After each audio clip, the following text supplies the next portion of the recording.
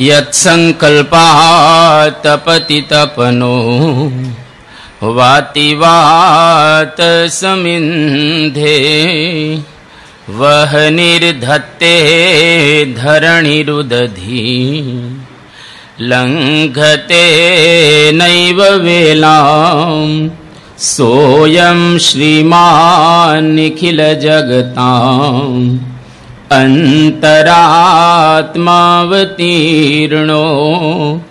धर्मं रक्षन् दिशतु कुशलम् स्वामिनारायणो नः यदरोमविवरे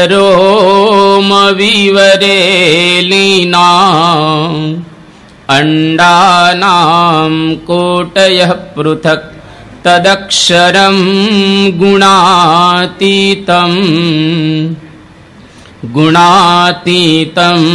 नमाम्यहम्। भगवते श्री स्वामिनारायणाय नमो नमः। श्री अक्षर पुरुषोत्तमाभ्यां नमो नमः। श्री गुणातीतानंद स्वामी महाराजाय नमो नमः। श्री भगत जी महाराजाय नमो नमः। श्री शास्त्री जी महाराजाय नमो नमः। श्री योगी जी महाराजाय नमो नमः। श्री प्रमुख स्वामी महाराजाय नमो नमः।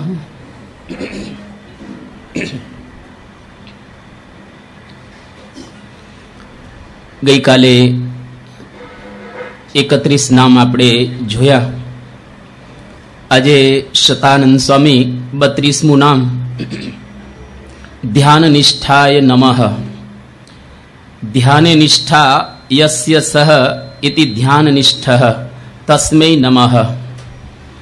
શ્રીજી મહારાજને ધ્યાનમાં નિષ્ઠા હતી। એ ધ્યાન નિષ્ઠ શ્રીજી મહારાજને અહીંયા આગળ શતાનંદ સ્વામી નમસ્કાર કરે છે। सामान्य रीते ध्यान करवू अने ध्यान में निष्ठा होवी ए बे अलग बात रहेली छे। आपणे बधा ध्यान करीए छीए। कोईक सवारे ध्यान करे, कोईक रात्रे सूती वखते ध्यान करे, पण ध्याननी अंदर निष्ठा, निष्ठाना 3 अर्थ बहु सुंदर शास्त्रों में बताववामां आव्या। आ 3 अर्थ श्रीजी महाराजना जीवननी अंदर आपणने देखाय। निष्ठा एटले पाछी वृत्ति, निष्ठा एटले पाछा वळवू, अने निष्ठा एटले मूळने शोधवू। जेना जीवननी अंदर ध्यानमां निष्ठा होय एना जीवनमां आ 3 वस्तु होवी जोईए तो खरेखर एने ध्याननी अंदर निष्ठा छे। सौथी पहेलो अर्थ पाछी वृत्ति। जे संसारनी अंदर आपणे सवारथी सांज सुधी प्रयत्न करीए छीए एमां पाछी वृत्ति केटली। बीजी वात के पाछा वળી जवुं। घणी वखत आपणे वृत्तिने थोड़ीक संकोरीए पण पाछा एनुं एक करवा लागीए, पाछा वळता नथी। वृत्तिथी आपणे कोईक वखत एवुं समजता होईए छे के बहु कर्युं, હવે કંઈ કરવું નથી, પણ આ પ્રમાણે પણ પાછા વળીએ નહીં, પાછું એવું ને એવું કરવા લાગીએ। અને ત્રીજો અર્થ બતાવવામાં આવ્યો કે મૂળને શોધવું। જ્યાંથી આવ્યા છીએ એને શોધીએ, એનું નામ નિષ્ઠા કહેવાય। એટલે શ્રીજી મહારાજને ધ્યાને નિષ્ઠા યસ્ય સહ ઇતિ ધ્યાન નિષ્ઠઃ તસ્મૈ નમઃ। મહારાજના જીવનમાં ધ્યાનની અંદર આવી એક નિષ્ઠા હતી। गीतानी अंदर एटला माटे भगवान कृष्णए कह्यो कि ज्ञानात् ध्यानम विशिष्यते। ज्ञान करता ध्यान छे ए श्रेष्ठ छे। एटला माटे कि ध्यान द्वारा आपणे कंईक प्राप्त करी शकीशुं। शिवपुराणनी अंदर एक बहु सुंदर श्लोक रुद्र संहिता शिवपुराणनी अंदर छे। एमां सृष्टि खंडनो एक भाग छे। एनी अंदर एक श्लोक एवो बताववामां આવ્યો कि ध्यान यज्ञात परम नास्ति ध्यानम ज्ञानस्य साधनम यतः समरसम श्रेष्ठम योगी ध्यानेन पश्यति। યોગી ધ્યાનેન પશ્યતિ. યોગી ધ્યાન દ્વારા કંઈક જોઈ શકે છે, પ્રાપ્ત કરી શકે છે. કોને? શ્રેષ્ઠમ, એટલે કે પોતાના ઈષ્ટદેવને એ પ્રાપ્ત કરી શકે છે. એટલા માટે તો જ્ઞાનસ્ય સાધનમ, જે કંઈ આપણે જ્ઞાન સંપાદન કરીએ છીએ એનું સાધન ધ્યાન છે. એના દ્વારા યોગી એટલે કે સાધક પોતાના જીવનની અંદર એમણે જે ઈષ્ટ અભિષ્ટ એવા ભગવાન એમને જોઈ શકશે, પ્રાપ્ત કરી શકશે. નારદ પુરાણની અંદર એક પૂર્વ ભાગ આવે છે, એમાં બે ભાગ છે, પૂર્વ ભાગ ને ઉત્તર ભાગ. એની અંદર એક જગ્યાએ એવું બતાવવામાં આવ્યું કે ધ્યાનાત પાપાની નશ્યંતી, ધ્યાનાત મોક્ષંચ વિંદતી, ધ્યાનાત પ્રસિદ્ધતી હરિહિ, ધ્યાનાત સર્વાર્થ સાધનમ. એટલે કે જો આપણે થોડોક સમય પાછી વૃત્તિ વાળી 5, 10 કે 15 મિનિટ કે અડધો કલાક આંખો મીચી અને બેસીશું અને એની અંદર શ્રેષ્ઠમ એટલે પોતાના ઈષ્ટદેવને યાદ કરીશું તો એના દ્વારા પાપાની નશ્યંતી, ધીરે ધીરે આપણા પાપ છે એ ક્ષય થશે અને ભગવાન એના દ્વારા પ્રસન્ન આપણી ઉપર થશે. એટલે ધ્યાનને સર્વાર્થ સાધનમ, બધા સાધનો, બધા અર્થ એના દ્વારા સિદ્ધ થઈ શકે છે. એટલે 3 અર્થ બરાબર ધ્યાનના આપણે જીવનની અંદર સમજવા, પાછા વળવું, પાછી વૃત્તિ વાળવી અને મૂળને બરાબર રીતે શોધવું. એક પરોક્ષની અંદર થઈ ગયા બુલ્લા સાહેબ કરીને. હા, બુલ્લા સાહેબ એમણે ધ્યાન માટે એક નાનકડી ઉક્તિ લખેલી છે, પણ બહુ આમ અદ્ભુત ઉક્તિ છે કે 8 પહોર 64 ઘટી, જન બુલ્લા ધર ધ્યાન, નહીં જાનો કોની ઘટી, આહ મિલે ભગવાન. એટલે કે 8 પહર અને 64 ઘટી, 8 પહોર હોય છે અને 64 ઘડી હોય છે. એની અંદર તમે ધ્યાન ધરો. ધ્યાન ધરો એટલે આંખો મીચીને બેસવાની વાત નથી, કારણ કે આપણે કઈ 24 કલાક આંખો ન મીચી શકીએ, પણ પાછા વળીએ.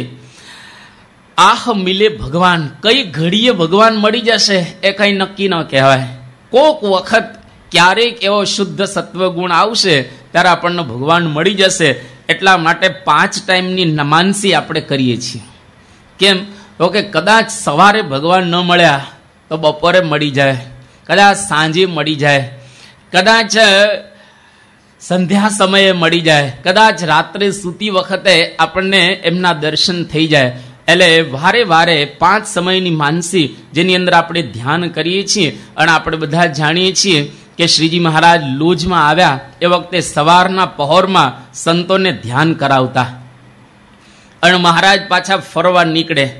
કોઈ સંત હવે સવારમાં વહેલા ઉઠ્યા હોય એટલે સ્વાભાવિક રીતે આંખ મીચાય અને કદાચ એમને જોકું આવી જાય તો શ્રીજી મહારાજ પોતે લાકડી લઈને ફરતા હતા અને અડાડે એમને જો જોકું આવી ગયું હોય તો, અને મહારાજ જાગ્રત કરતા હતા. શાસ્ત્રીજી મહારાજ એનું મંડળ ધ્યાની મંડળ કહેવાતું. એ લોકો ગામડે જાય તો ગામડે વિજ્ઞાન સ્વામીનું મંડળ ધ્યાની મંડળ, ત્યાં આગળ થોડો સમય ધ્યાન કરે. નાના યોગીજી મહારાજ હતા એ પણ ધ્યાન કરતા હતા. બાપા પણ આપણે જાણીએ છીએ એના જીવનમાં એ શરૂઆતમાં એમની ઈચ્છા એવી હતી કે હરિદ્વાર કે ઋષિકેશમાં જઈ અને શાંતિથી ત્યાં આગળ ધ્યાન કરીએ. તો આની ઉપરથી આપણને મહારાજનો સ્વભાવ ખ્યાલ આવે.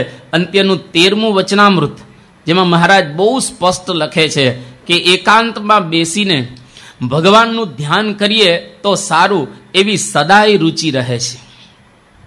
હંમેશને માટે મહારાજને આવી રુચિ રહેતી હતી. અને ગુણાદિતાનંદ સ્વામી માટે તો મહાધ્યાનાભ્યાસમ, એમને ધ્યાનનો ખૂબ મોટો અભ્યાસ હતો. પણ ટૂંકમાં અહીંયા આગળ શ્રીજી મહારાજને ધ્યાનની અંદર નિષ્ઠા છે, એના દ્વારા આપણને મહારાજ બતાવી રહ્યા છે કે તમારે પણ ધ્યાનની અંદર નિષ્ઠા રાખવી, કેતા પાછા વળવું. 33મું નામ તપઃ પ્રિયાય નમઃ. તપઃ પ્રિયમ યસ્ય સહ ઇતિ તપઃ પ્રિયઃ તસ્મૈ નમઃ તપ પ્રિયાય નમઃ. અહીંયા આગળ પ્રિય શબ્દ બહુ અગત્યનો છે. તપ બધા જ કરે છે, આપણે બધા જ તપ કરીએ છીએ. હમણાં જ શ્રાવણ મહિનો ગયો અને અધિક મહિનો ચાલે છે એટલે એક ટાણા આપણે સ્વાભાવિક રીતે અધિક મહિનાના કરતા હોઈએ છીએ. શ્રાવણ મહિનાની અંદર મોટા ભાગના હરિભક્તોએ બધાએ એકટાણા કર્યા હશે. અને આ ચાતુર્માસ ચાલે છે એટલે ચાતુર્માસ દરમિયાન જુદા જુદા પ્રકારના તપ કરતા હશે. પણ શબ્દ અહીંયા આગળ સતાનંદ સ્વામી સરસ વાપરે છે કે તપ પ્રિયાય નમઃ. આપણે તપ કરીએ છીએ પણ પ્રિય છે. આપણે આપણી જાતને જ પૂછવાનું, તપ થઈ શકે, આખો ઉપવાસ નિર્જળા થઈ શકે, પણ ઉપવાસ વાલો લાગે છે? ઉપવાસ કરવો ગમે છે? અને ઉપવાસમાં આપણને મજા આવે છે? તમે જોજો, કોક વખત મોટા સંતો આવ્યા હોય અને એ વખતે એકાદશી હોય, હરિનોમ હોય, અથવા કોઈક વિશિષ્ટ રીતે પૂનમ કે પાંચમનો આપણે ઉપવાસ કર્યો હોય અને વખતે મોટા સંત કહે કે આજે એકાદશીની છૂટ આપવામાં આવે છે, એટલે કે ફરાળ બધા કરો, કંઈ વાંધો નહીં.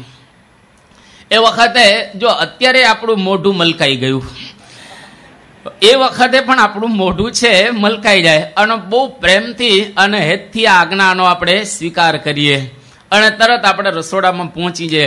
હવે સંભવ છે કે રસોડામાં એ વખતે રસોઈ ન કરી હોય, ફરાળ ન બનાવ્યો હોય, તો જલ્દી કંઈક વ્યવસ્થાની વાત કરીએ.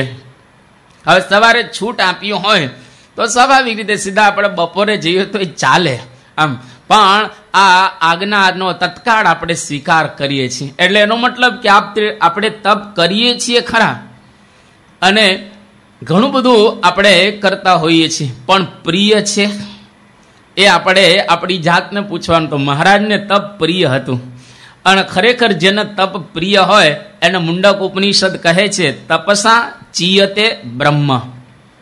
ચીયતે એટલે પ્રાપ્ત કરી શકાય. જેને તપ પ્રિય હોય એના દ્વારા બ્રહ્મને પ્રાપ્ત કરી શકાય. વાલ્મીકી રામાયણની અંદર ઉત્તરકાંડ આવે છે, એમાં વાલ્મીકીજી એક જગ્યાએ એવું લખે છે કે તપોહિ પરમમ શ્રેય સંમોહિતમ ઇતરત સુખમ. તપ છે એ પરમ શ્રેયનો કેતા મોક્ષનો એક માર્ગ રહેલો છે. જે વ્યક્તિ અંદરથી તપે, જે વ્યક્તિ અંદરથી પાછા વળે અને તપ કરે એના દ્વારા એને મોક્ષનો માર્ગ મળતો હોય છે. તપસા વેદ વિદ્વાંસ પરમ તું અમૃતમ આપનુયુઃ મહાભારત. એટલે પરમ એટલે પરબ્રહ્મ, એને પોતે પ્રાપ્ત કરી શકે. એનું કારણ એ પણ તરતના શ્લોકની અંદર બતાવે છે કે તપો મૂલમ ઇદમ સર્વમ. જો ભગવાનને મેળવવા હોય, કંઈક અધ્યાત્મ માર્ગમાં આગળ વધવું હોય તો એના માટે તપો મૂલમ ઇદમ સર્વમ. આ બધું તપમાંથી આવેલું છે. કેમ? તો કે જ્યાં સુધી આપણે પાછા નહીં વળીએ, જ્યાં સુધી થોડુંક સહન નહીં કરીએ, ખાલી ઉપવાસ કરવા એને તપ નથી કહેતા. આપણે ખાલી ઉપવાસ કરીએ, ઘણી વખત મોટી ઉંમર થાય તો ઉપવાસ ન કરી શકાય, ઘણી વખત આપણે બીમાર હોઈએ તો પણ ઉપવાસ ન કરી શકાય, ઘણી વખત નાની ઉંમર હોય પણ શારીરિક એવી રીતે કંઈક તકલીફ હોય તો પણ ઉપવાસ ન કરી શકાય. એટલા માટે તપની વ્યાખ્યા બતાવવામાં આવી કે તપશ્ચ શાસ્ત્ર વિહિત ભોગ સંકોચ લક્ષણમ. શાસ્ત્રની અંદર જે ભોગો બતાવેલા છે એ ભોગમાંથી આપણી વૃત્તિ સંકોરી લેવી એ મોટામાં મોટો તપ રહેલું છે. એટલે મનુ ભગવાન આ મનુસ્મૃતિની અંદર કહે છે યદ દુસ્તરમ તદ યદ દુરાપમ યદ દુર્ગમ યચ્ચ દુષ્કરમ સર્વમ તુ તપસા સાધ્યમ તપોહિ દુરતિક્રમઃ.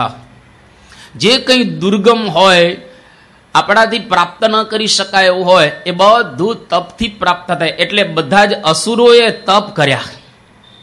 જેટલા અસુરો, એ હિરણ્યકશિપુ હોય, રાવણ હોય કે પછી બધા, એને ખબર છે કે એમનેમ તો અમારાથી કંઈ પ્રાપ્ત થઈ શકે એવું નથી, તો તપ કરો. અને તપ દ્વારા બ્રહ્માજીને પ્રસન્ન કર્યા, કોઈ શંકરને પ્રસન્ન કર્યા, કોઈ અન્ય દેવોને પ્રસન્ન કર્યા અને વર માગી અને શક્તિ પ્રાપ્ત કરી. તો આપણે તો તપ કરી અને શ્રીજી મહારાજને પ્રસન્ન કરવાના છે. અને મહારાજને તપ અતિશય વાલું હતું, પ્રિય હતું. એટલા માટે શ્રીજી મહારાજ જ્યારે વન વિચરણ કરવા માટે નીકળ્યા, આપણે જાણીએ છીએ ઘણી બધી જગ્યાએ શ્રીજી મહારાજે તપ કરેલા છે. કોકો પુલાહાશ્રમની અંદર 6 મહિના સુધી મહારાજે તપ કર્યું. હવે કેટલું અઘરું પડે, ભગવાનને કશું કરવાનું નથી, પરંતુ છતાંય મહારાજે આ પ્રમાણે તપ કર્યો. લોજમાં મહારાજ આવ્યા અને પત્રીની અંદર લખ્યું છે, 2 જ પંક્તિ છે કે તપ કરું છું કઠણ તને, નથી મોડો હું પડતો મને, 4 માસ ચોમાસાના જેહ કરું ધારણા પારણા તેહ. આ લોજની અંદર બોલે છે કે ચોમાસાના 4 મહિના હું ધારણા પારણા કરું છું. મહારાજને ક્યાં ધારણા પારણા કરવાના હતા, પણ એ મોડા પડતા નથી અને એમને આ પ્રકારની રુચિ છે. કાર્યાણીનું 3 અને કાર્યાણીનું 10. બેયમાં મહારાજે તપની રુચિ બતાવેલી છે. અને આખી આપણી ગુરુ પરંપરા બધાના જીવનની અંદર તપ એ લોકોને પ્રિય હતા, કરતા તો હતા જ, પણ એને વાલું હતું. ભગતજી મહારાજ કેવું તપ કરતા હતા. શાસ્ત્રીજી મહારાજ 80 વર્ષની ઉંમરે નિર્જડા પોતે એકાદશી કે ઉપવાસ કરતા હતા. એક વખત પડી ગયા શાસ્ત્રીજી મહારાજ. હવે આમ દાદરો નીચે આવતા ને પડી ગયા. છેલ્લા 2 પગથિયા બાકી હતા એમાં, અને હકા બાપુ ત્યાં હતા, એને પકડી લીધા. શાસ્ત્રીજી મહારાજ હકા બાપુને કહે છે કે કોઈને કહેતો નહીં કે મેં આજે ઉપવાસ કર્યો છે. હવે આટલી મોટી ઉંમરે પણ શાસ્ત્રીજી મહારાજ પોતે તપ કરતા હતા. યોગીજી મહારાજ તો આપણે જાણીએ છીએ તપની મહાન મૂર્તિ હતા, અને બાપા 55 વર્ષ સુધી એમણે નિર્જળા ઉપવાસ કર્યા છે, ધારણા પારણા કર્યા છે. એટલે નિષ્કુળાનંદ સ્વામી કહ્યું કે વણ તપે ન બળે વાસના, મર કરીએ કોટી જતન, નિષ્કુળાનંદ ન ભૂલીએ આવા વાલમના વચન. કે તપ વિના વાસના બળતી નથી. અને આપણને દરેકને અનુભવ છે, જે દિવસે એકાદશી કરી હોય એ દિવસે આપણે કંઈ ખાધું ન હોય એટલે કોઈ વિષયમાં અમથી આસક્તિ ઓછી થઈ જાય, પણ જેવા બારસના પારણા કરીએ એટલે એકદમ ફ્રેશ થઈ જાય બધી રીતે. આપણે બારસના પારણાથી ફ્રેશ થઈ જતા હોઈએ છીએ. એટલે વણ તપે ન બળે વાસના, મર કરીએ કોટી જતન. પણ તપ કેવું આપણે કરવું કે ભક્તિ પ્રધાનમ તપઃ. ખાલી ભૂખ્યા રહેવાની વાત અહીંયા આગળ મહારાજ નથી કરતા, પણ પ્રિય એકદમ અંતરથી મહારાજની રુચિ સમજી અને જો આપણે તપ કરીએ તો એના દ્વારા આપણી વાસના છે એ ધીરે ધીરે બળે. 34મું નામ સિદ્ધેશ્વરાય નમઃ. સિદ્ધાનામ ઈશ્વરઃ ઇતિ સિદ્ધેશ્વરઃ તસ્મૈ નમઃ સિદ્ધેશ્વરાય નમઃ. એટલે કે મહારાજ કેવા હતા કે સિદ્ધોના ઈશ્વર હતા.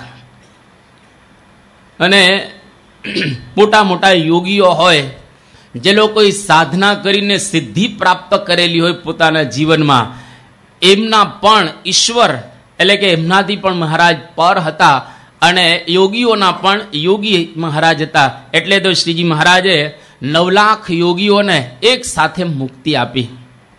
બધા સિદ્ધો હતા, કોઈ સામાન્ય ન હતા, પણ એ બધાને પણ મહારાજે દર્શન આપી અને મુક્તિ આપી.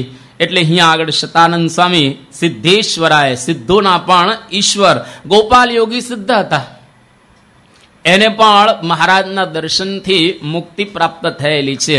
અને આપણા સંપ્રદાયમાં જે પરમહંસો હતા એ પરમહંસોનો પરિચય શ્રીજી મહારાજ એક વખત અક્ષર ઓરડીમાં આપે છે, અને 18 પરમહંસોનો પરિચય આપ્યો. આમ પછી બીજા પણ હરિભક્તો બેઠેલા એમનો પણ પરિચય આપ્યો કે આ ગોપાળાનંદ સ્વામી સાક્ષાત કૃષ્ણનો અવતાર છે, આ મુક્તાનંદ સ્વામી નારદજીનો અવતાર છે, આ નિત્યાનંદ સ્વામી વ્યાસજીનો અવતાર છે, આ શુકાનંદ સ્વામી સુખદેવજીનો અવતાર છે, આ નિષ્કુળાનંદ સ્વામી જળ ભરતનો અવતાર છે, આ રઘુવીરજી મહારાજ રામચંદ્ર ભગવાનનો અવતાર છે, આ દાદા ખાચર અર્જુનનો અવતાર છે. આ બધાની મહારાજ ઓળખાણ આપતા હતા.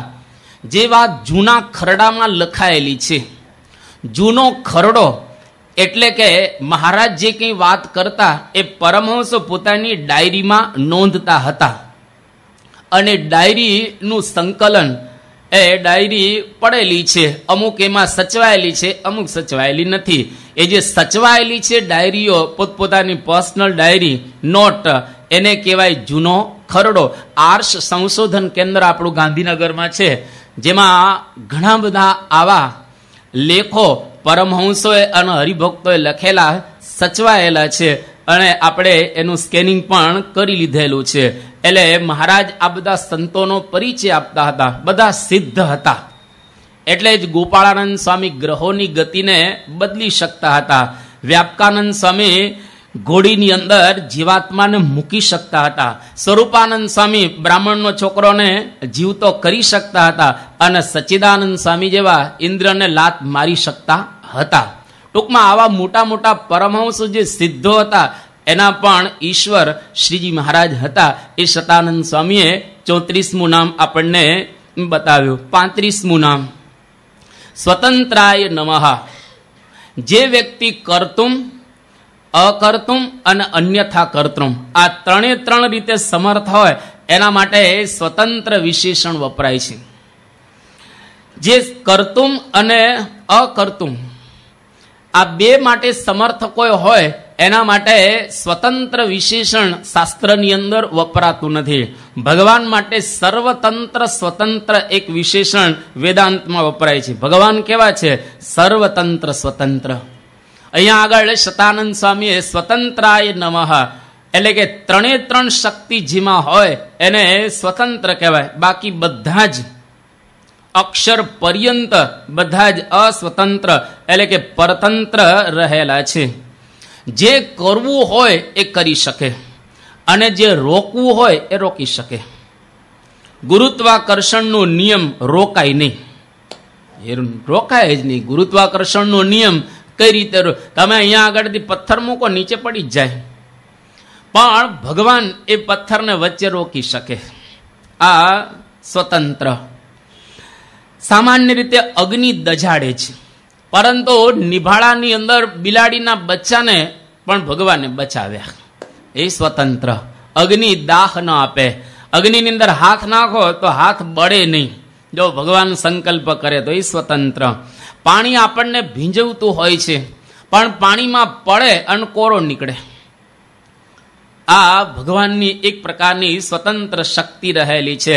સૂર્ય ચંદ્ર એ બધા પોતપોતાની ધરી ઉપર ફરી રહેલા છે, એને પણ સ્થિર કરી શકે એ સ્વતંત્ર ભગવાન કહેવાય. એટલે અમદાવાદનું 7મું વચનામૃત જેમાં મહારાજ બહુ સ્પષ્ટ કહે છે કે મારા તેજે કરીને સૂર્ય ચંદ્ર વગેરે પ્રકાશમાન છે.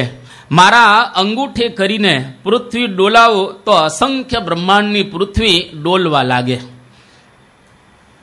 આ મહારાજનો વિશેષણ કે એ સંકલ્પ કરે એટલે ન થવાનું હોય એ પણ થાય. અઘટના ઘટીયસી પટીયસી રામાનુજ વેદાંત એમાં ભગવાન માટે એક વિશેષણ આપ્યું છે. અઘટના જે કોઈ દિવસ ઘટેવી ન હોય એ ઘટીયસી પટીયસી આમ તરત થાય.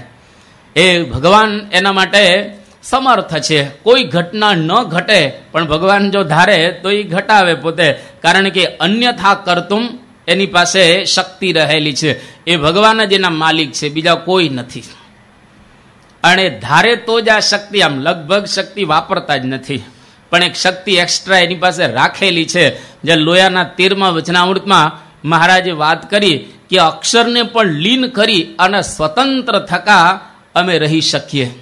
હવે અક્ષરને લીન કરવા એ અશક્ય જેવું છે, પણ આ ભગવાન શક્ય કરી શકે.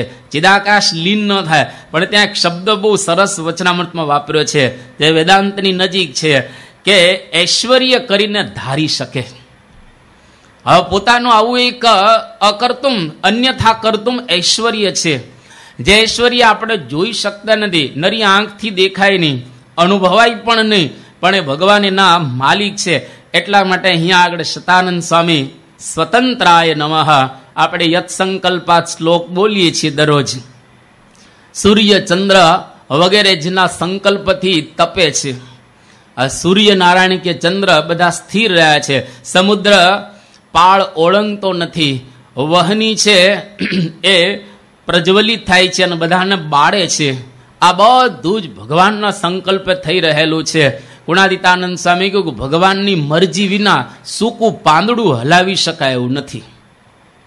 એટલે જે કંઈ થાય છે એ બધું જ ભગવાનથી થાય છે. એમાં એક તર્ક રહેલો છે જે બધા મોટા ભાગના કરે છે, અને એનું સમાધાન પણ શાસ્ત્રોમાં આપવામાં આવ્યું કે બધું જ જો ભગવાન કરતા હોય, જેટલું કંઈ આપણે જાણીએ કે જોઈએ કે સાંભળીએ વગેરે વગેરે, તો દુનિયામાં જેટલી અરાજકતા છે એના કરતા ભગવાન હશે ને?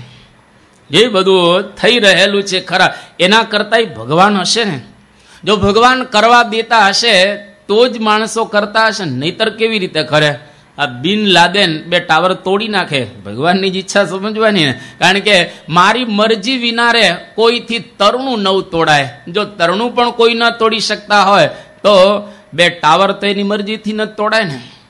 તો એનો સમાધાન બહુ સુંદર શાસ્ત્રોમાં આપવામાં આવ્યો કે ભગવાનની જે અન્યથા કર્તુમ શક્તિ કે અકર્તુમ શક્તિ, એનો ઉપયોગ ક્યારે ભગવાન કરે છે કે એક ક્ષણ ભગવાને દરેકને સ્વતંત્રતા આપી છે. એક ક્ષણ. હવે એક ક્ષણની અંદર જે આપણને સ્વતંત્રતા પ્રાપ્ત થયેલી છે એની અંદર સારું કે નરસું જે કંઈ કરીએ એમાં ભગવાનની શક્તિ પછી ભળે. એક નરસું કરે છે એનો મતલબ કે એના પૂર્વ સંસ્કારોને એને ફળ પણ એવો જ પ્રકારનું પ્રાપ્ત થાય છે. સારું કરે છે એને સારું ફળ મળે છે, નરસું કરે છે એને નરસું ફળ પ્રાપ્ત થાય છે. એટલે કોઈ ખરાબ કરતા હોય એના પૂર્વ કર્મના અનુસારે તો ભગવાન પછી એની અંદર ભળે અને પછી એનું ફળ તો એ જ પ્રકારનું મળતું હોય છે ભવિષ્યની અંદર. એટલે એક ક્ષણ ભગવાનને દરેકને સ્વતંત્રતા આપેલી છે, પણ બીજી ક્ષણે ભગવાન તરત ભળી જાય છે. કારણ કે દરેક વેદાંત ઉપર આ પ્રહારો થયેલા છે. એટલે દરેક મહાપુરુષોએ અને વિદ્વાનોએ આવી રીતે એક સમાધાન આપેલું છે. પણ ટૂંકમાં આપણે જાણીએ છીએ કે મહારાજ દરરોજ ઘણી વખત સંતો દ્વારા આપણે શ્લોક સાંભળતા હોઈએ છીએ, જે ઉત્પત્તિ તથા સ્થિતિ લય કરે, વેદો સ્તુતિ ઉચરે, જેના રોમસુ છિદ્રમાં અણુસમા બ્રહ્માંડ કોટી ફરે. આવા ભગવાન છે. માયા કાળ રવિ શશી સુર ગણો, આજ્ઞા ન લોપે ક્ષણ, એવા અક્ષરધામના અધિપતિ શ્રી સ્વામિનારાયણ. એટલે મહારાજ આવા રહેલા છે સ્વતંત્ર. એમની ક્રિયા, ઈચ્છા અને જ્ઞાન એ 3 શક્તિ દ્વારા જ પૃથ્વીમાં બધું કામ થઈ રહેલું છે. એટલે શતાનંદ સ્વામી અહીંયા આગળ મહારાજને માટે સ્વતંત્રાય નમઃ એ વિશેષણ વાપરે છે. ભક્ત ચિંતામણીની અંદર એક જગ્યાએ નિષ્કુળાનંદ સ્વામી એવું લખ્યું કે વળી કહું એક વાર્તા, સર્વે કીધું આપણું થાય છે, સુખ દુઃખ વળી જય પરાજય, યત્કિંચિત જે કહેવાય છે, જે આપણે નવ ગમે તે જીવ કેમ શકે કરી, જુઓ સર્વે જગતમાં કોણ શકે છે ફેલ આચરી. આપણને જે ન ગમે એ જગતમાં થાય ને. એક વખત વરસાદ નહોતો વરસતો, બધા મહારાજની વિનંતી કરી કે મહારાજ વરસાદ વરસાવો. મહારાજ કે વરસાવો. આ સુરો ખાચર બોલે કે વરસાદ વરસે તો વરસાવો, અને હું 10 ગણીશ ત્યાં સુધી બોલવો જોઈએ. સુરા ખાચર મહારાજ ધીરે રહીને બોલતા છે. 1 થોડો પોઝ આપ્યો હશે, ધીરે ધીરે આગળ 9. ઓલા બધા સુરા અલા બોલ બોલ વરસાદ વરસે, અને 10 થઈ ગયા. પછી 11મો મહારાજ બોલે ત્યારે સુરો કે મહારાજ વરસાદ વરસાવો. હવે શું પૂરું થયું? સુરો ખાચર કે મારે કેટલું બોલવું તું પણ બોલી શકતો જ નહોતો. એને બોલવું હતું પણ પોતે બોલી શકતો નહોતો, કારણ કે મહારાજની શક્તિ એની અંદર હતી. એટલે એની ઈચ્છા હોય તો બોલી શકે, એની ઈચ્છા ન હોય તો એ બોલી શકતા હોતા નથી. એટલા માટે સુખ દુઃખ જે કંઈ આવે છે જીવનમાં એના કરતા ભગવાન છે, કારણ કે ભગવાન સર્વતંત્ર સ્વતંત્ર રહેલા છે. 36મું નામ બ્રહ્મ વિદ્યા પ્રવર્તકાય નમઃ. બ્રહ્મણ વિદ્યા અથવા બ્રહ્મ સંબંધીની વિદ્યા ઇતિ બ્રહ્મ વિદ્યા તસ્યાહ પ્રવર્તક તસ્મૈ નમઃ. શ્રીજી મહારાજ કેવા હતા તો કે બ્રહ્મ વિદ્યાના પ્રવર્તક હતા, અને બ્રહ્મ સંબંધીની જે વિદ્યા એના પણ પોતે પ્રવર્તક હતા. ઘણા પ્રકારની વિદ્યાઓ બતાવવામાં આવેલી છે. જગતની અંદર હજારો વિદ્યા છે. પહેલા સ્કૂલની અંદર કોઈ પણ વિદ્યાર્થી દાખલ થાય ત્યારે સ્કૂલની ઉપર એક બોર્ડ લગાડવામાં આવતું હતું. હવે લગભગ નીકળી ગયું છે. કોઈ સ્કૂલમાં કદાચ જોવા મળશે, પણ લગભગ આપણે ઘણી બધી સ્કૂલો જોઈ છે, પણ એમાં હવે આ બોર્ડ આપણને દેખાતા નથી. એની અંદર લખવામાં આવતું યા વિદ્યા સા વિમુક્તય. જે વિદ્યા તમને મુક્તિ અપાવે એ જ ખરી વિદ્યા કહેવાય. મુક્તિ અપાવનારી વિદ્યા કઈ તો કે બ્રહ્મ વિદ્યા. એટલા માટે યોગીજી મહારાજ મુંબઈની અંદર વિવેક સાગર સ્વામી, નારાયણભાઈ પટ્ટણી અને કોઠારી બાપા આ બંને જણા ભણતા હતા વિજયટીઆઈ કોલેજની અંદર. અને યોગી બાપાની પધરામણી કે બાપા કે અહીંયા આગળ બ્રહ્મ વિદ્યા ક્યાં ભણાવવામાં, કે અહીં બાપા બ્રહ્મ વિદ્યા નથી, તો કે આ વિદ્યાને શું ભણવી. અને બેયને ખરેખર ચોટ લાગી અને બંને જણા સાધુ થયા.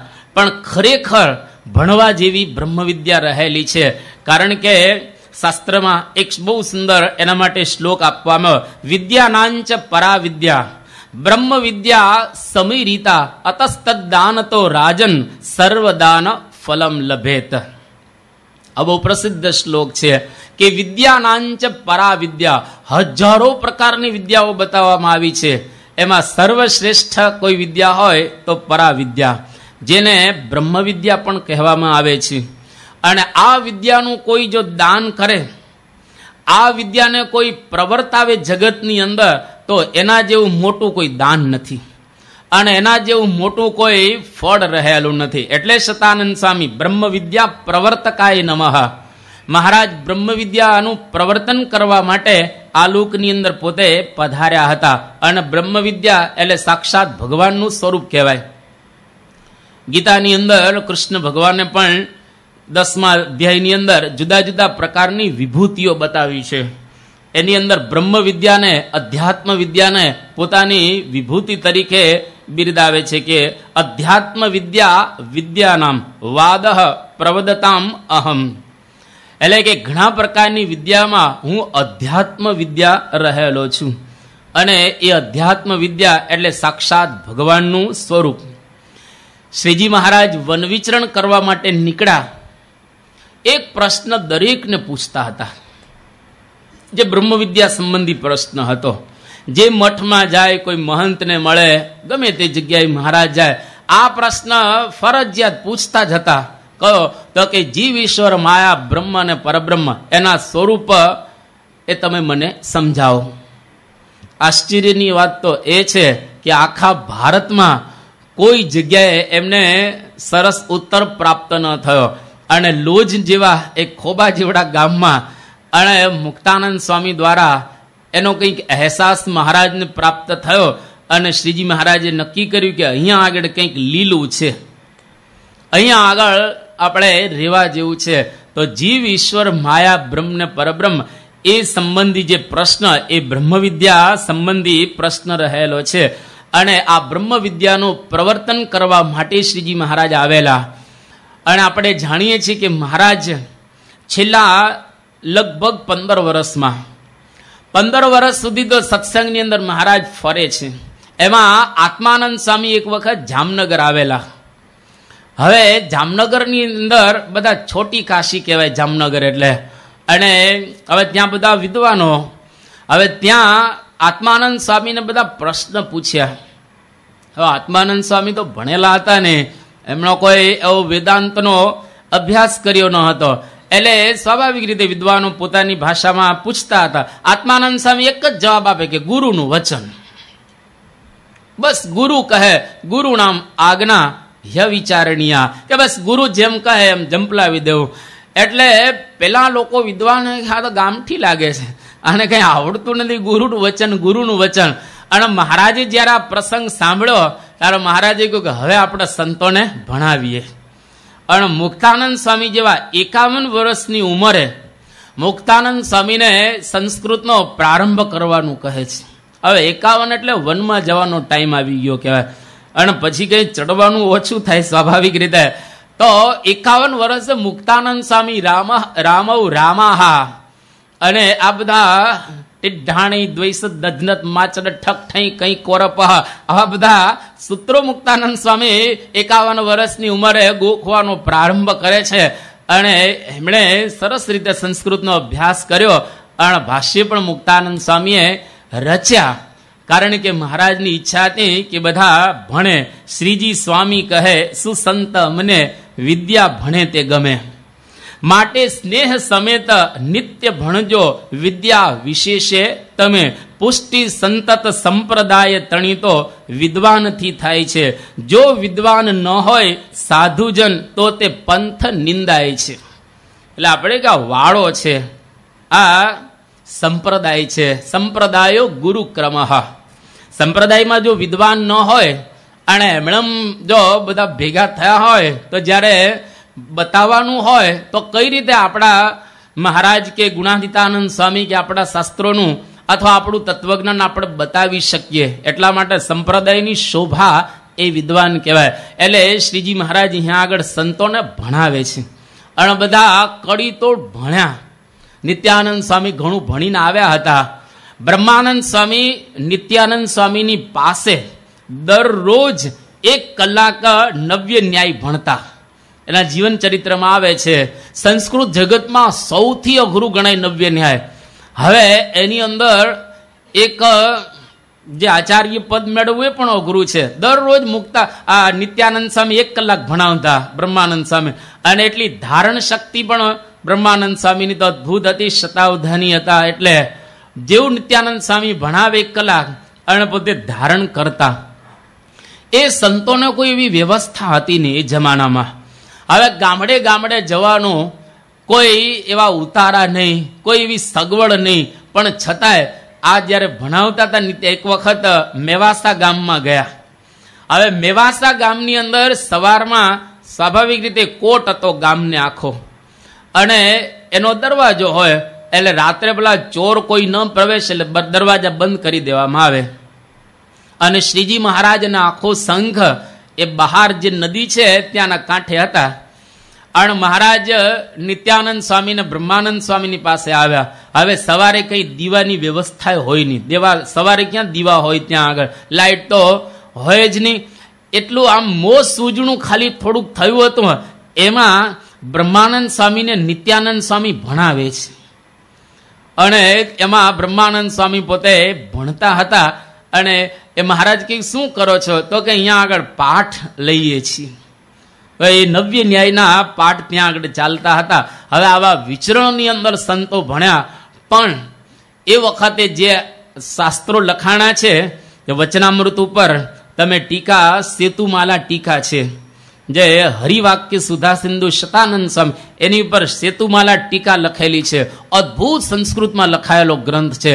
એ લોકોનું લેવલ કેટલું હશે! અત્યારે લેવલ સમાજનું ઓછું થઈ ગયું, અધ્યાત્મ લેવલ તો બહુ જ ઓછું થઈ ગયું, એકદમ ઓછું થયું. કારણ કે બહારની જગતમાં આપણને બધું જોવાનું એટલું બધું મળે એટલે લોકો વાંચતા ઓછા થયા અને ઊંડાણ તો બહુ જ ઓછું થયું. આજે આપણે કોઈને અહીંયા આગળ ઊંચી આંગળી કરાવતા નથી, પણ હરિભક્તો બધા વચનામૃત ક્યાં એટલું વાંચે છે. અને વચનામૃત અમુક વચનામૃત તો એને સમજવાનો કોઈ દી જિંદગીમાં પ્રયાસ જ નથી કરતા, એ કે આપણને સમજાય જ નહીં, આપણને આ કોઈ દિવસ સમજાવવાના જ નથી. એવું નથી. ગુણાતીતાનંદ સ્વામી બોલ્યા કે જો વારે વારે વાંચે તો એ અર્થ સમજાય, પણ કોણ વારે વારે વાંચે છે અને કોણ અંદર પ્રવેશ કરે છે બધું બરાબર જ છે. મહારાજ કેમ કરવું એમ કરી અને ઊંડા ઉતરવાનું સમાજમાં ધીરે ધીરે ઓછું થઈ ગયું છે. એટલે શ્રીજી મહારાજ અધ્યાત્મ વિદ્યાનો એવો પાયો નાખ્યો કે આવચંદ્ર દિવાકરો આ સંપ્રદાય જાળવવાનો છે. આ કોઈ વાળો નથી સહજાનંદ સ્વામીનો, જે વિવેકસાગર સ્વામી ઘણી વખત કહે કે કોઈ એવો વાળો નથી. થોડોક સમય ચાલે અને આજુબાજુ ભાવિક ટોળું ફરતું હોય અને ગુરુ જાય એટલે કાર્યક્રમ બધા પૂરા થાય, એવું નથી. આપણે ત્યાં આ એક પ્રકારનું તત્વજ્ઞાન રહેલું છે અને તત્વજ્ઞાન સમજી અને એ માર્ગે ચાલે તો હજારો ને લાખોનો મોક્ષ થઈ શકે. એટલે શ્રીજી મહારાજ પોતે બ્રહ્મ વિદ્યાના પ્રવર્તક હતા. અને શાસ્ત્રીજી મહારાજના જીવનમાં આપણે જોઈએ છે રાતના 11 વાગે કથા કરવા બેસતા. હવે એ વખતે મંદિરોની પ્રવૃત્તિ હતી એટલે આખો દિવસ તો ટાઈમ ન મળે. 11 વાગે શાસ્ત્રીજી મહારાજ પોતે કેટલા મહાન વિદ્વાન હતા આપણે જાણીએ છીએ, વિશેષ વાત ન કરતા. 11 વાગે કથા કરે અને યોગીજી મહારાજ તો અતિ આગ્રહ રાખતા, અતિ આગ્રહ. ગોખાવે યોગીજી મહારાજ બહુ. હવે ગોખવાનું જતું રહ્યું છે. 2-5 શ્લોક કે 5-25 શ્લોકો ગોખવાના હોય, કઈ કંઠસ્થ કરવાની જમાનો જ જતો રહ્યો. આની જરૂર શું છે? આની જરૂર જ નથી કાંઈ ગોખવાની. કારણ કે બધા સાધનો એવા આવી ગયા જેથી કરીને દેખાય તરત, અથવા તો આપણને સંભળાય. વિવેક સાગર સ્વામી એક પ્રસંગ કહે છે કે યોગી બાપાની સાથે અમે ગાડીમાં હતા. હવે એક તો એમ્બેસેડર ગાડી, અને પાછળ 5 ભર્યા હતા. આમ 3 બરાબર છે, 4 બરાબર, એ કે અમે 5 પાછળ હતા. હવે યોગીજી મહારાજને બિલકુલ પવન ગમે નહીં, અને યોગીજી મહારાજ આગળ, પેલો ડ્રાઈવર હોય એની આગલા ભાગમાં, એટલે જે દરવાજો ખુલે ને ત્યાં એક બેસાડેલો ડ્રાઈવરની બાજુમાં. યોગીજી મહારાજ આગળ હતા, એના પગમાં એકને બેહાડેલો નીચે. હવે આટલી ગાડી ભરેલી, 5 આગળ પાછળ અને 4 આગળ, 9 એમ્બેસેડરમાં ભરેલા. અને એ વખતે યોગી બાપા કે ગુરુ કાચ બંધ કરો. એસી ગાડી નહોતી અને કાચ બંધ. હવે કાચ બંધ કરી એટલે દશા શું થાય? અને યોગીજી મહારાજ પાછા તાળી વગર કે ગુરુ કીર્તન બોલો. હવે આમાં કીર્તન બોલવા કે શું કરવું? વિવેક સાગર થઈ કે ભાઈ સાહેબ ખોલો તો બહાર નીકળીએ, જલ્દી બહાર નીકળીએ, આમાં કીર્તનો કેવી રીતે બોલવા? પણ યોગીજી મહારાજ એટલા બધા એમને ગોખાવતા કે વિવેક સાગર સ્વામી ઘણું ગોખેલું છે. અને યોગીજી મહારાજ ઘણી વખત વિવેક સાગર સ્વામી પાર્ષદમાં હતા, એટલે આપણે જાણીએ છીએ, તેને પોતાના ગાડામાં જોડે લે. કારણ કે બીજા ઘણા બધા યુવકો હતા, અને વિવેક સાગર સ્વામી પણ કે મને યોગી બાપા ગાડામાં લેતા. કે કેમ? તો કે મેં કંઠસ્થ ઘણું કર્યું ને, એટલે હું ગાડામાં કંઈક વચનામૃત બોલું, પછી વાતો બોલું, કીર્તનો બોલું. અને યોગીજી મહારાજને આ ગમતું. યોગીજી મહારાજ પધરામણીએ જાય તો અમને કહેતા જાય કે હું આવું છું, તમારો કોઈ આવવાની જરૂર નથી. તમે બધા દિવાલની સામે મોઢું રાખીને ગોખો, કંઠસ્થ કરો. અને આ રીતે યોગીજી મહારાજ એ કંઠસ્થ કરાવતા. અને મહંત સ્વામી કહે છે કે એ વખતે ભણવામાં કોઈની રુચિ જ નહીં. કારણ કે કોણ માથાકૂટ કે BSc થઈને આવ્યા હોય અથવા તો એન્જિનિયર બનીને આવ્યા હોય, અને એ પછી કોણ આ માથાકૂટ કરે રામ રામો રામાહા. પણ યોગીજી મહારાજે એટલો બધો આગ્રહ રાખ્યો કે એને લઈને આ વિવેક સાગર સ્વામી, કોઠારી બાપા, ભગવત પ્રિય સ્વામી અને શ્રી હરિ સ્વામી એ જમાનામાં 1970 પછી આ લોકો PhD થયા. અને એ વખતે વિવેક સાગર સ્વામી કહે છે કે યોગી બાપાનો એટલો બધો આગ્રહ હતો ભણાવવાનો કે વાત ન પૂછો. એટલે બ્રહ્મ વિદ્યાના પ્રવર્તક હતા. કારણ કે સંપ્રદાયને ટકાવી રાખવાનો છે, સંપ્રદાયને યાવચંદ્ર દિવાકરો એની પરંપરા ચલાવવાની છે. એટલે શ્રીજી મહારાજ અહીંયા આગળ એ બ્રહ્મ વિદ્યા પ્રવર્તક હતા. આપણી જે બ્રહ્મ વિદ્યા છે, આપણી જે વિદ્યા કહેતા આપણા સંપ્રદાય જેવું જ્ઞાન આમ તો ક્યાંય નથી. એનું આપણે વિશેષ નિર્વચન કરતા નથી, પણ આપણને જે વસ્તુ મળેલી છે એ એટલી બધી અદ્ભુત અને મહાન રહેલી છે, અને એટલી સાદી ભાષામાં મહારાજે પીરસેલું છે કે આપણને એનું ઊંડાણ ખ્યાલ નથી આવતું. પણ જો પાછળનું બેકગ્રાઉન્ડ હોય તો મહારાજના આ વચનામૃત આપણને બહુ સરસ રીતે ઊંડાણપૂર્વક સમજાય. એટલે શ્રીજી મહારાજ આવા બ્રહ્મ વિદ્યાના પ્રવર્તક હતા. એ 36મા નામની અંદર વાત કરી. અને 37મું નામ પાષંડો છેદન પટવે નમઃ. પાષંડસ્ય ઉચ્છેદનમ ઇતિ પાષંડોચ્છેદનમ તસ્મિન પટુઃ ઇતિ પાષંડોચ્છેદન પટુઃ તસ્મૈ નમઃ. એટલે મહારાજ કેવા હતા? તો કે પાષંડસ્ય ઉચ્છેદનમ કરનારા. પાષંડ એટલે પાખંડ, પાખંડનું ખંડન કરનારા, પાખંડનો નાશ કરનારા શ્રીજી મહારાજ હતા. હવે પાખંડના 3 અર્થ સમજવા જેવા છે. પહેલી વાત કે પાપસ્ય ષંડમ તદ વિદ્યતે યત્ર ઇતિ પાષંડઃ વા પાખંડઃ. પાખંડ શબ્દ એ કઈ રીતે બનેલો છે? તો કે પાપસ્ય ષંડમ, ષંડમ અર્થાત ચિહ્નમ. જ્યાં પાપનું ચિહ્ન દેખાય ત્યાં પાખંડ જાણવું. જ્યાં આગળ પાપનું થોડુંક ચિહ્ન એટલે કે આપણને નિશાની દેખાય તો સમજી લેવું કે અહીંયા આગળ પાખંડ છે, અને એનો મહારાજ નાશ કરશે. બીજું પાંતિ અર્થાત રક્ષંતી ધર્મ મર્યાદા ઇતિ પાહા તાહા ખંડયતી ઇતિ પાખંડઃ. જે ખરેખર ધર્મ મર્યાદા જે શાસ્ત્રની અંદર બતાવેલી હોય એ ધર્મ મર્યાદાનું કોઈ ખંડન કરે કે આ ધર્મ કોઈ લોપતો હોય અને એવા કોઈ સંપ્રદાયો હોય કે માણસો હોય એનું પણ શ્રીજી મહારાજ ખંડન કરનારા રહેલા છે. એમાં પટુહુ નિષ્ણાત છે, હોશિયાર મહારાજ રહેલા છે. અને ત્રીજી વાત, પાપમ સનોતી અર્થાત વિસ્તારયતિ ઇતિ પાષંડ વા પાખંડ. પાપમ અર્થાત પાપમ, સનોતી અર્થાત વિસ્તારયતિ, જે પાપનો વિસ્તાર કરે સમાજમાં. અમુક માણસો એવા હોય પોતે જ પાપ કરે પણ એ પાપનો વિસ્તાર પણ સમાજની અંદર કે આમાં કંઈ વાંધો નથી, આવું તમે કરો એ તો નોર્મલ કહેવાય. હવે આપણે કોઈના નામ નથી આપતા અત્યારે, કારણ કે આ સમાજની અંદર અત્યારે નામ આપવા એ સારા ન કહેવાય. પણ ઘણા બધા શાસ્ત્ર વિરુદ્ધ એવા વાદ ઉત્પન્ન કરી અને સમાજમાં એનું પ્રસ્થાપન કરે કે આમાં કંઈ વાંધો નહીં, ભલે ને શાસ્ત્રમાં લખેલો હોય પણ એ તો બધું ગપ્પા છે. સારા સારા જે સાક્ષરો ગણાય, જેનું નામ ગુજરાત લેવલે કે ઇન્ડિયા લેવલે મોટું ગવાતું હોય, જેની સેમિનારો થતી હોય, જેને લોકો વારે વારે બોલાવતા હોય, એવા લોકો પણ બહુ સ્પષ્ટ રીતે જરાય પણ હિચકિચાહટ વગર બોલતા હોય છે કે પુરાણો એટલે વ્યાસના ગપ્પા. આ બહુ સ્પષ્ટ રીતે બોલે છે. આપણે એનું નામ આપતા નથી, પણ ટૂંકમાં પોતે ભલે કદાચ ન વર્તતા હોય પણ એનો વિસ્તાર શા માટે કરો છો? એને સમાજની અંદર શા માટે તમે એનું પ્રતિપાદન કરો છો? એટલે પાપમ સનોતી અર્થાત વિસ્તારયતિ ઇતિ પાષંડ વા પાખંડ. શ્રીજી મહારાજ એનું ખંડન કરનારા અથવા તો એનો નાશ કરનારા હતા પોતે. તો પાખંડનો પ્રારંભ ક્યારથી થયો? આ પૃથ્વી ઉપર આપણે કહીએ છીએ કે પાપ અથવા તો પાખંડ આવ્યું ક્યાંથી? બહુ પ્રસિદ્ધ એક પ્રસંગ રહેલો છે કે પૃથુ રાજા 99 એના યજ્ઞ પૂરા થઈ ગયા. હવે 100મા યજ્ઞનો પ્રારંભ કરે છે. એ વખતે ઇન્દ્રને વિચાર થયો કે જો આ 100મો યજ્ઞ પૂર્ણ થઈ જશે તો પછી મારું ઇન્દ્રાસન ડોલશે અને મારે આ સત્તાનો ત્યાગ કરવો પડશે. એટલે ઇન્દ્ર પોતે પૃથુ રાજાનો ઘોડો લઈ ગયો. હવે 2 વખત એમને આ ઘોડો ચોર્યો અને એ પછી નો પ્રસંગ તો આમ પ્રસિદ્ધ રહેલો છે.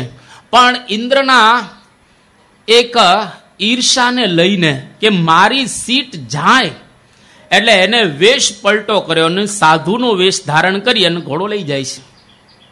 આ પૃથુ રાજાનો પુત્ર વિજિતાશ્વની પાછળ દોડે છે અને પછી એક વખત ઘોડો લઈ આવે છે, પાછો ઇન્દ્ર ચોરી જાય છે, બીજી વખત લઈ આવે છે. પણ ઇન્દ્રએ આ પાખંડનો પ્રારંભ કર્યો છે એવું કહેવાય છે. સાક્ષરો કહે છે કે પાપનું આચરણ શેને લઈને કર્યું? તો કે ઈર્ષાને લઈને. હું કંઈક આગળ વધી શકું, મારા જેવો કોઈ નહીં, અથવા તો મને કેમાં પાછળ રાખી શકે, આવા વિચારોને લઈ અને માણસો પાખંડ આચરતા હોય છે. એટલે આ પાખંડોનો ત્યારથી પ્રારંભ થયો. અને આપણે જાણીએ છીએ શ્રીજી મહારાજ આખા ભારતમાં ફર્યા છે અને ફરતા ફરતા જગન્નાથપુરીની અંદર આવ્યા. એ વખતે જગન્નાથપુરીમાં મહારાજ 10 મહિના રોકાણા અને 10 મહિનાની અંદર જે પ્રસિદ્ધ પ્રસંગ છે, ભાજી મહારાજે ન તોડી અને અંદરો અંદર બધા જે સાધુઓ હતા એ લડીને મરી ગયા. 10,000 જેટલા મર્યા. અને આપણા સંપ્રદાયના ઇતિહાસની અંદર આ પ્રસંગ બન્યો સંવત 1854માં. જે બધા બાવો અંદરો અંદર લડીને મરી ગયા. અને 1954માં એટલે બરાબર 100 વર્ષ પછી અમદાવાદના એક સાધુ નંદકિશોર સ્વામી 100 વર્ષ પછી જગન્નાથપુરી ગયા હતા અને ત્યાં એમને એક સાધુ મળ્યા જેની ઉંમર 120 વર્ષની હતી. આ સંપ્રદાયનો ઇતિહાસ છે. ભગવાન સ્વામિનારાયણ તમે વાંચશો તો એની ટિપ્પણીમાં આ લખેલું છે. તો 1854નો પ્રસંગ અને 1954માં જૂના મંદિરના અમદાવાદ મંદિરના નંદકિશોર સ્વામી જગન્નાથપુરીની અંદર ગયા યાત્રા કરવા માટે અને ત્યાં એને 120 વર્ષના એક સંન્યાસી મળ્યા અને એની મોટી ઉંમર જોઈ અને નંદકિશોર સ્વામીએ સહેજે સહેજે પૂછ્યું કે અહીંયા આગળ આવું કંઈ થયેલું?